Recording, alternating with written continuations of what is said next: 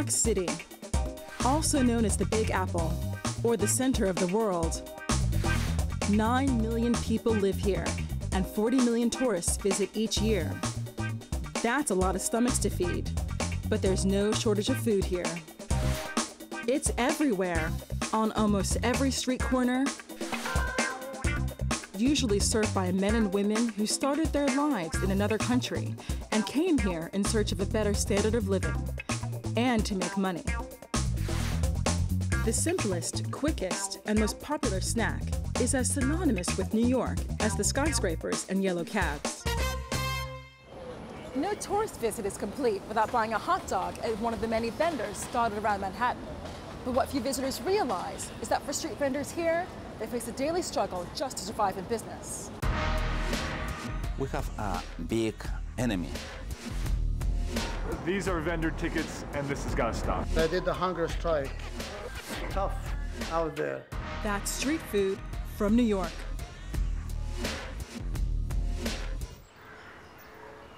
It's 9 in the morning in Midtown Manhattan, and there's lots of polishing and cleaning going on.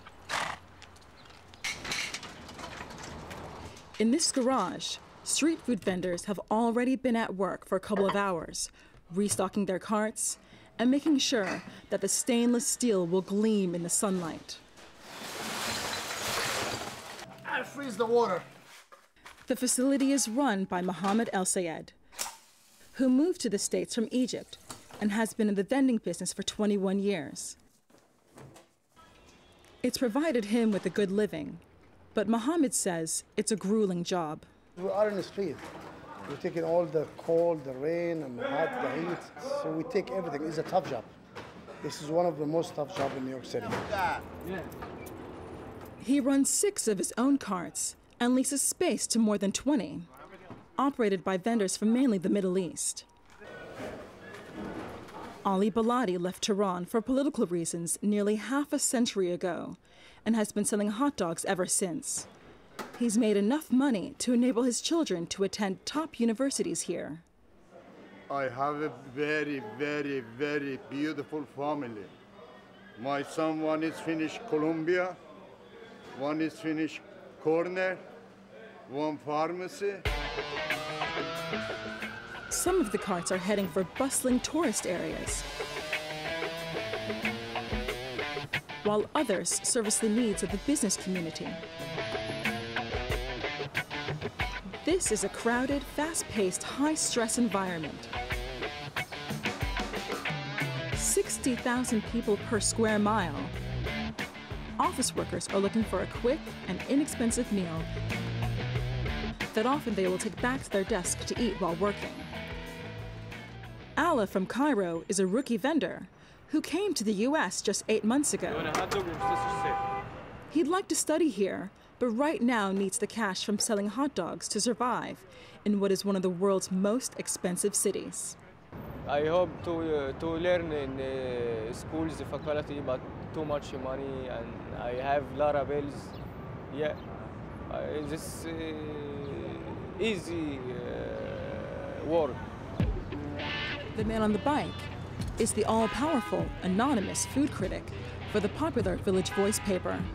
Would you give any vendors a 5-star recommendation, or do they have their own scale? No, street food can be just as good as the food in a 5-star restaurant. It can even be better. So I'm thinking of like lamb shish kebabs that you get from Greek vendors in Astoria are just as good as anything you can get at the most expensive restaurant in town. Of course, it won't be on fancy china, and it won't be with crystal or served with wine, but you know, the beauty of street food too is that you can bring alone your own bottle of wine and kind of illegally drink it in the corner on the park or something. So. Why do conventional cafes and restaurants think of vendors? Do they see them as a threat? They probably don't like them. Arthur Schwartz is a food historian and says that at one time there used to be 25,000 street vendors in the city. whatever the new immigrant group is in New York, that's the food that we get on the street. So there was a time, for instance, where you could buy oysters on the street. New York was a big oyster town in the early 20th century, and there were carts. You could just, on the street, eat oysters and clams on the half shell.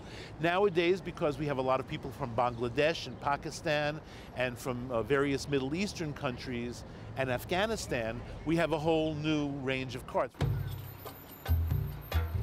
There are 4 main types of pushcart.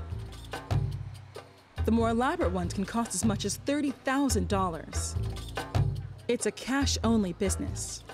And one recent survey suggested that most vendors don't earn a lot, between $7,000 and $14,000 a year. However, the fortunate few can make a lot more. One prime location here, outside the Museum for Modern Art, was recently awarded to a vendor who agreed to pay a staggering $300,000 for 3 years. New vendors usually try to find a location that is a reasonable distance from other street food sellers. There is an unwritten brotherhood between them, but not always. Ali Baladi has been involved in a turf war with a truck that arrived 3 months ago, operated by Jordanians. My problem, 20 years here, now this truck is coming, it's close to my business. I don't have a business, you know, it's sell everything. Police officers have refused to intervene in the dispute. And for now, Mr. Baladi is unsure of what else he can do.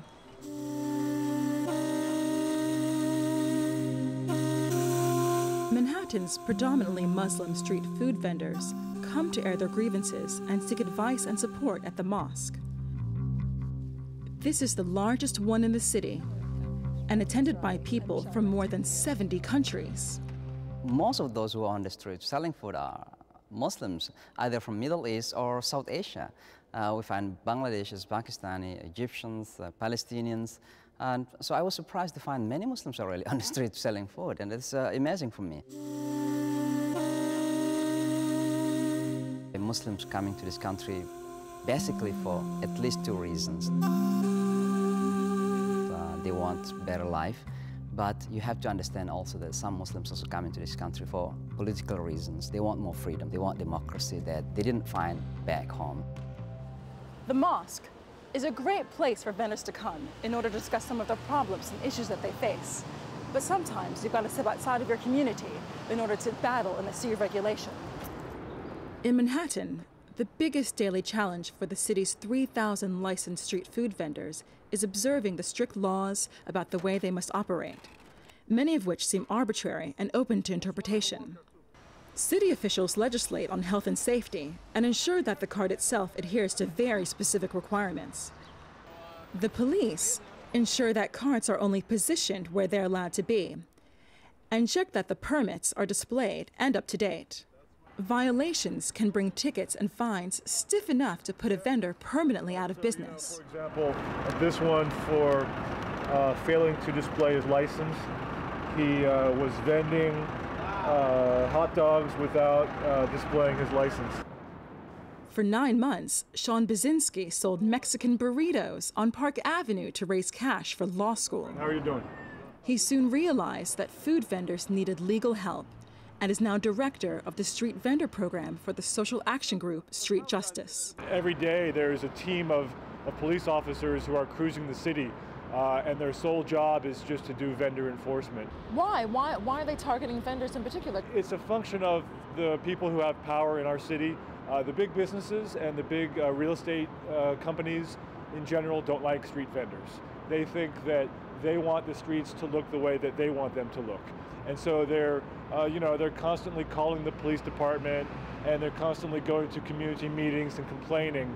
And those are the folks that really have the power in our city, and they have the ability to get things done. So as a result, vendors, get the short end of the stick. People like Tony Dragonis, seen here in the blue shirt, who took over this spot from his father 25 years ago and has loyal and long-time customers. Now he's in jeopardy of losing it all, as the city wants to revoke his license. But Sean is helping prepare his legal defense. Some of his tickets are for $1,000 for things like being 9 feet away from the crosswalk instead of 10 feet. Or even if you're a licensed vendor but you forget to wear your license around your neck, that could be a violation. He owes $16,985. Yeah, which is a lot of money, obviously, but especially a lot of money if you're a street vendor. Oh, wonderful, thank you. So are health officials sympathetic at all to the difficulties that vendors are facing? Well, it doesn't seem so. The word from City Hall is that the laws and codes are clear and are there to be obeyed. We do routine inspections where we actually send inspectors out and we sweep the city. We do section by section. We also coordinate sweeps, interagency task force sweeps. My message would be to, number one, pay attention to the law, and if you're having problems understanding the law, please give us a call.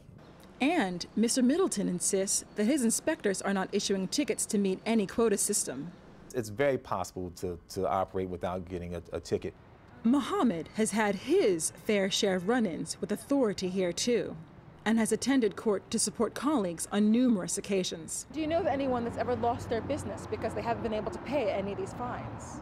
Yes, 2, 3 guys, but they give them revoked like for 2 years to pay, and after that they go to collection agent and they pay little by little, but they get the license back after 2 years. When a former mayor tried to ban Mohammed from his favorite spot, he fought back. In 1994, when Mayor Giuliani, who was a mayor in New York City, he restricted some of the street, and one of the streets is mine. Well, we challenged, we did a hunger strike. I did a hunger strike in the street for 3 days. And even I call him a lot of names, but well, we succeed after 2.5 years. It's the end of a long, hot day for some street vendors. But others will also be starting to head out to tempt the late-night crowds in the city that never sleeps. No one disputes that it's a tough daily life, often with little financial reward. It's not easy trying to keep in step with all those laws and regulations that govern everything, from the amount of smoke the cart produces to the temperature of your boiled frankfurters. This is really a tale of two cities, for what happens across the river in Brooklyn and Queens is very different from what happens here in Manhattan.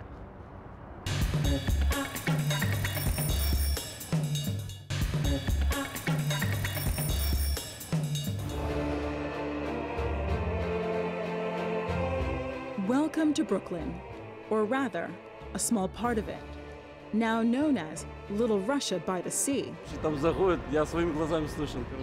Russians and East Europeans are now here in force and have transformed what was once a run-down neighborhood into a desirable place to live. Brooklyn is the quintessential city of immigrants. 1 in 7 Americans can trace their family roots through its streets. Lots of areas of this borough are very much divided along nationality lines. Just 10 minutes up the road, and you're in a Pakistani neighborhood. Another 10 minutes, and it's predominantly Jewish, Williamsburg. Vendors face just the same strict enforcement as in Manhattan. But one of the biggest differences is that there's a lot of illegal vending going on here. Maria is from Ecuador. She sells delicious slices of mango in a busy but crime and drug-ridden area of Brooklyn.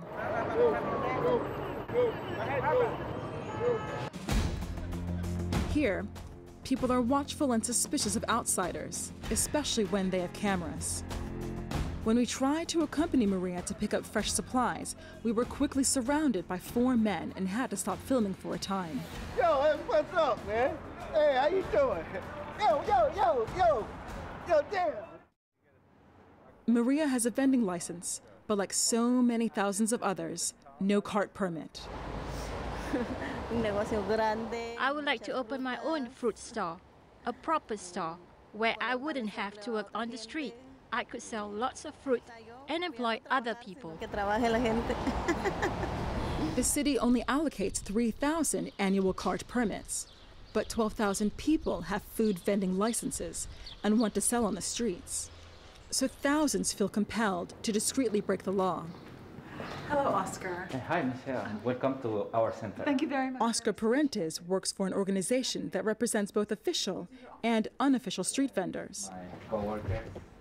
He says it's no longer just a job for newly arrived immigrants with only limited English.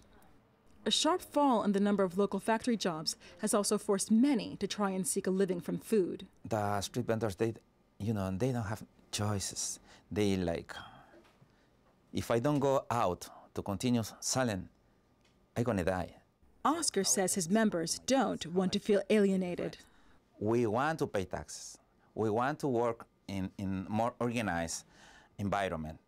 We want to continue living in this country. We want to be part of New York City in a positive way and follow this United States dream.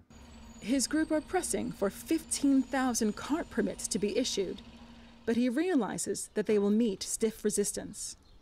We have a big enemy here in New York City, which is the big corporations, big stores, the big markets. They create tremendous barriers against us. They're very scared.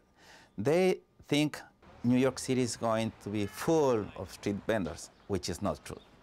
These street vendors from Ecuador, for example, they selling the food, Ecuadorian food, in this community, because this community is predominant Ecuadorians or Mexicans or Guatemalans.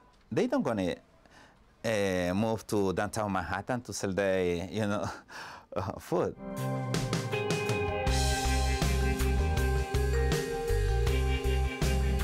This is Astoria in Queens, where there's a new royal on the block. I am the king of falafel.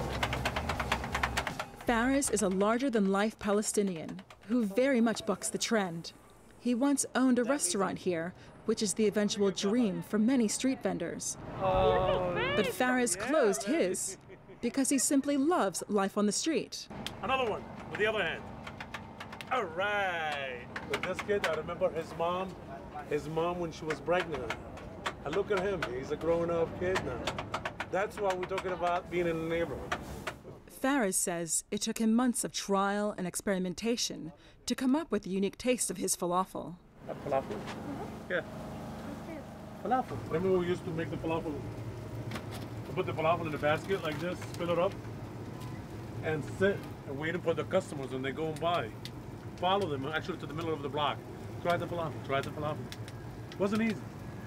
He's lucky there aren't any police around today. That's a major violation. His permit has washed away. In the city, if the permit is not, it doesn't show the numbers, they will remove the whole wagon away. They will take it.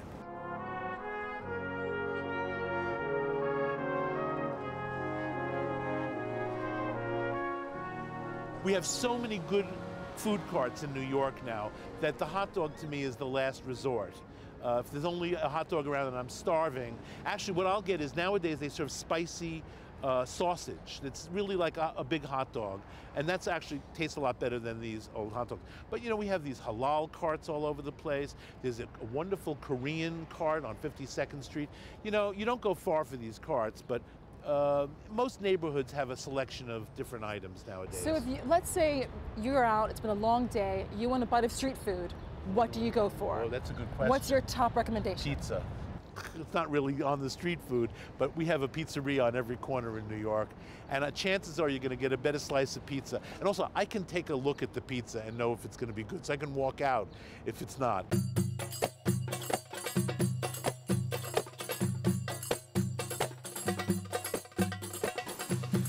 Today, the king of falafel is attending catering school. But things have not been going too well. I burned it, messed it up. He is the first street vendor to enroll here, and head chef Chris Burgos is impressed. He has the attitude, he has the passion for this business. His food is wonderful, I've tasted it before. So him doing this is basically gonna give him a little more, credence in the business. Future Iron Chef. Faraz wants to perfect and expand his culinary skills. 2 more weeks out of this school and we'll be out. I'm gonna miss every single day out. From here, the sky's the limit. The sky's the limit.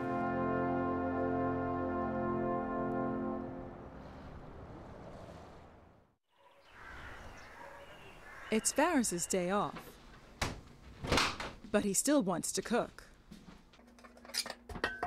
This afternoon, he's making a traditional upside-down dish for his business partner and staff.